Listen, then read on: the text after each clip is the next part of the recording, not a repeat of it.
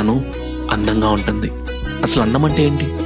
మంచి రంగు, మంచి జుట్టు, పర్ఫెక్ట్ స్మైల్, ఇలా చాలా వాటితో పోలుస్తారు. తను అందంగా ఉంటుంది ఎందుకంటే ఆమె ఫెయిర్గా ఉందని కాదు, పర్ఫెక్ట్గా ఉందని కూడా కాదు, కానీ తను అందంగా ఉంటుంది.